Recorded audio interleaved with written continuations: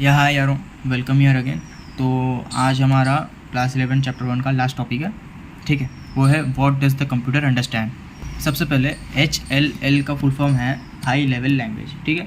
These are the language which resembles with English language, यानी कि हम जो भी प्रोग्रामिंग लैंग्वेज लिखते हैं वो ज़्यादातर हम इंग्लिश वर्ड्स में ही लिखते हैं, ठीक है। तो उसे हम हाई लेवल लैंग्वेज बोलते हैं। अब सबसे इम्पॉर्टेंट क्वेश्चन है, ठीक है, वो है what does the computer understand, ठीक है। A computer understands binary language, यानी कि लैंग्वेज ऑफ 0 and 1। अभी हम एक ब्लॉक डायग्राम के थ्रू समझने का कोशिश करते हैं, ठीक है। देखो, सबसे पहले हमने हाई लेवल लैंग्वेज लिखा, ठीक है, यानी कि जो भी प्रोग्रामिंग लैंग्वेज आप सीखोगे या मैं पहले से सीखा हूँ, ठीक है, उन सबको हम लिखेंगे। कहाँ पे लिखेंगे? कंपाइलर में। तो जैसे कि प्रोग्रामिंग लैंग्वेजेस का एग्जांपल क्या है? C++ या फिर पाइथन, ठीक है, या फिर जावा, समझ में आया? तो ये सब हमारे क्या हैं?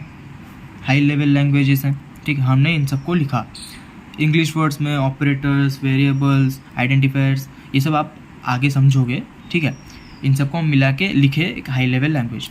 अब लैंग्वेज ट्रांसलेटर, जैसे कि मैंने पिछले वीडियो में आपको बताया है, लैंग्वेज ट्रांसलेटर क्या करता है? इन हाई लेवल लैंग्वेजेस को मशीन लैंग्वेज यानी कि ऑब्जेक्ट कोड में कन्वर्ट करेगा, ठीक है, यानी कि बाइनरी डिजिट्स में कन्वर्ट करेगा, ठीक है। बाइनरी डिजिट्स यानी कि क्या? 0 और 1, ठीक है ना।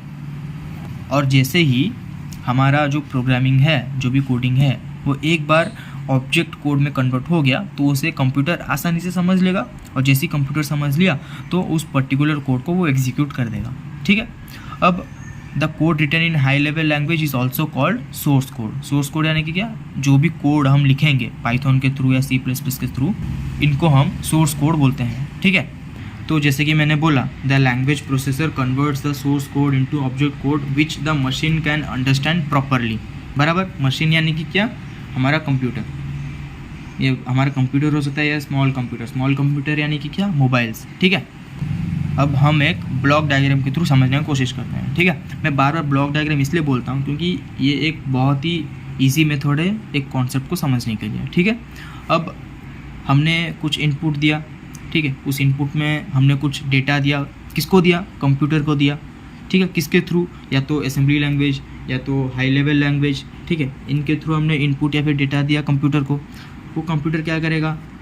उन्हें प्रोसेस करेगा। किसके थ्रू? CPU के थ्रू, ठीक है। जो भी प्रोसेसर अंदर रहता है कंप्यूटर के, उन सब के थ्रू ये प्रोसेसिंग करेगा। प्रोसेसिंग करने के बाद ये हमको क्या देगा? आउटपुट देगा। आउटपुट यानी कि डिज़ायर्ड इन्फॉर्मेशन देगा, ठीक है। अब ये जो आउटपुट देगा ये हमारा नॉर्मल इंग्लिश लैंग्वेज में होगा, जिसे यूज़र अच्छे से समझ सके, ठीक है। तो इसे हम ब्लॉक डायग्राम बोलते हैं एक नॉर्मल कंप्यूटर का, ठीक है। तो समझ में आया कि एक कंप्यूटर सिर्फ और सिर्फ 0 और 1 को ही समझता है और कुछ भी नहीं समझता। तो हम जो भी इनपुट देंगे वो हम इंग्लिश लैंग्वेज में देंगे, ठीक है। यानी कि जो नॉर्मल प्रोग्रामिंग लैंग्वेज हम लिखेंगे वो तो इंग्लिश में होगा, लेकिन वो पहले कन्वर्ट होता है ऑब्जेक्ट कोड को, ठीक है। ऑब्जेक्ट कोड में कन्वर्ट होने के बाद उसे कंप्यूटर समझता है। समझने के बाद उस पर्टिकुलर कोड को एग्जीक्यूट करता है। उसके बाद जाके वो हमें डिज़ायर्ड इन्फॉर्मेशन देता है। समझ में आया? इसके अलावा और कंप्यूटर कुछ भी नहीं समझता। तो अगर हम वापस से उस टॉपिक पे जाएं जो मेरा पहला वीडियो है कि कंप्यूटर एग्जैक्टली क्या है, अब उसका डेफिनेशन क्या हो सकता है, आप कमेंट करके बता सकते हो, मैं अभी बता रहा हूँ, ठीक है। तो व्हाट इज़ ए कंप्यूटर का डेफिनेशन आप क्या लिखोगे क्लास 11th के हिसाब से?